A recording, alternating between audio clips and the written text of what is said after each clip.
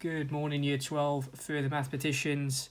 I'm just going to go through the second half of the 11.10 chapter on or subsection on solving differential equations.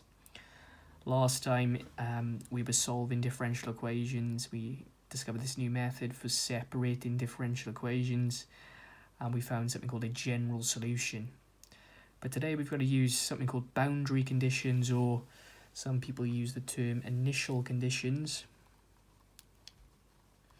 to find something called a particular solution. So I'm going to quickly show you what we did last time.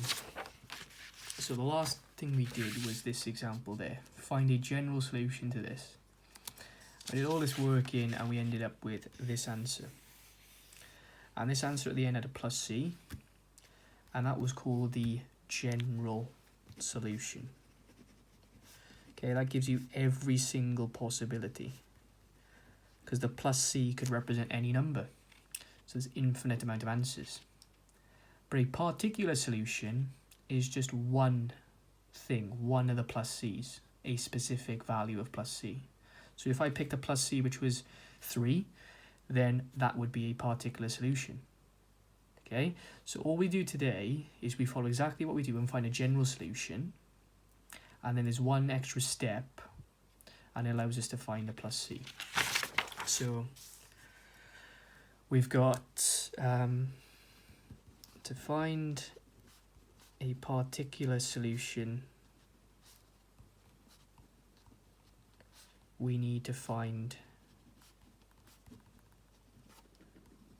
the plus c. That's the only difference. Okay, so we've got an example. We're going to find the particular solution to the differential equation dy by dx is equal to minus 3 brackets y minus 2 all over 2x plus 1 x plus 2, given that x equals 1 when y is equal to 4, and we're going to give our answer in a specific form. Right, so the big thing is that's different now. It says particular solution, not general solution, and we weren't given this last time. Based on my learning objective, using initial or boundary conditions to find a particular solution, you might be able to hazard a guess on what they are called. Okay, this is called the initial conditions or boundary conditions. This is the bit which is going to allow us to work at the plus c. And that reminds us we have to work at the plus c. But the start of it is exactly the same. There should be a way to separate these, so you take all of the x's to one side and all of the y's to the other side.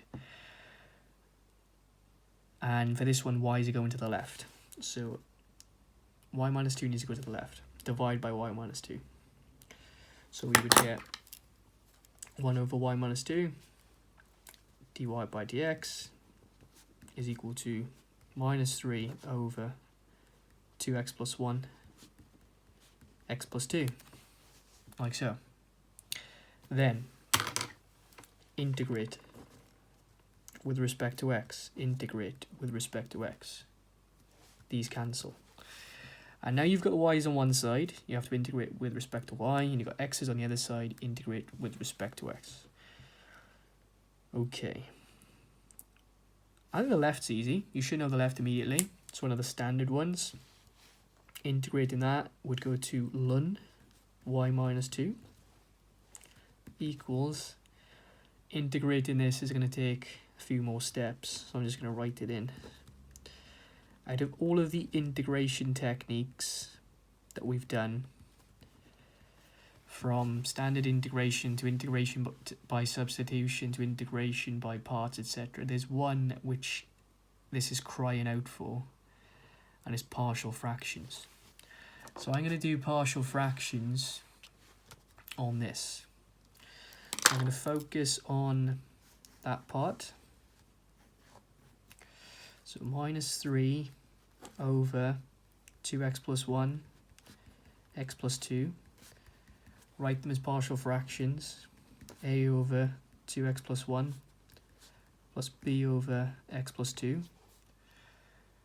Going to write them as a single fraction a x plus 2 plus b 2x plus 1 over 2x plus 1 x plus 2. And then I'm going to forget about the denominators because they are equal to each other. So get rid of those. Okay, how do I work out a and b? Pick very specific x values. X equals minus 2 would be a good choice. If you put minus 2 in, you get minus 3 is equal to, that term completely disappears. That was the point of it. And then minus 2 times 2 is minus 4, plus 1 is minus 3. So minus 3b, to give you b is equal to 1. And if you picked on another x value, another good one to pick is minus a half. You'd get minus 3 is equal to, this disappears, and you're left with just this. So minus a half plus 2 is 3 over 2. A, to give you a is negative 2. And that would be that split up into partial fractions. So, back to this, call this thing star. Back to star. Ln y minus 2 is equal to, integrate, rather than this, I'm going to replace it with a partial fraction versions. Minus 2 over 2x plus 1 plus 1 over x plus 2 dx. And now this integration should be okay. So ln y minus 2 equals, should notice these is standard integrations, reverse chain rule. So I'd suspect ln is going to be involved. So if you did this, it'd be minus 2 ln 2x plus 1, but the reverse chain rule says you'd have to divide by 2, because that's 2x there. And this one is 1 ln x plus 2, and you have to divide by 1. Don't need to divide by 1. Okay, don't even need that 1 there. And that would be the general solution if I remember the plus c. Okay, I would stop there last time, but now we have to find this particular solution. So out of all these infinite possibilities for plus c, then we're going to consider the one which satisfies these initial conditions. Given that x equals 1 when y is equal to 4, this allows us to work at the plus c. So I'm going to move on to another piece of paper.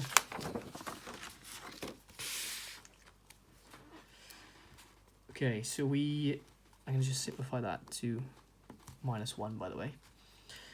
We've got ln, so x equals 1 when y is equal to 4, the initial conditions. So substitute those in.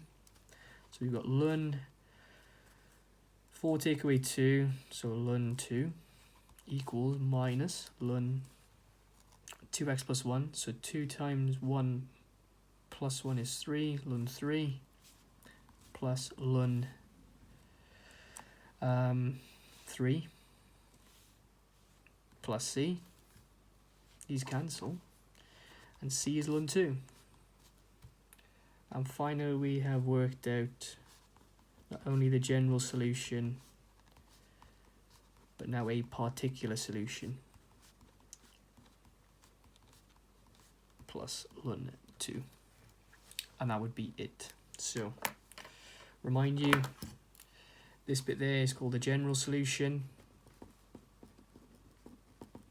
because it's got a plus c. This thing, now we've worked out the plus c, is called a particular solution, where we've worked out the specific plus c. The problem is, if I look back at the question, there's still a couple of things to do. Leave your answer in the form y is equal to f of x.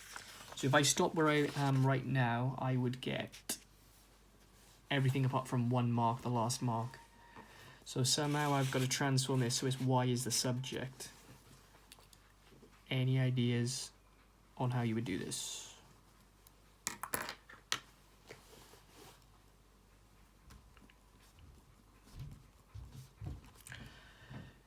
Key thing is, write this entire side as a single logarithm.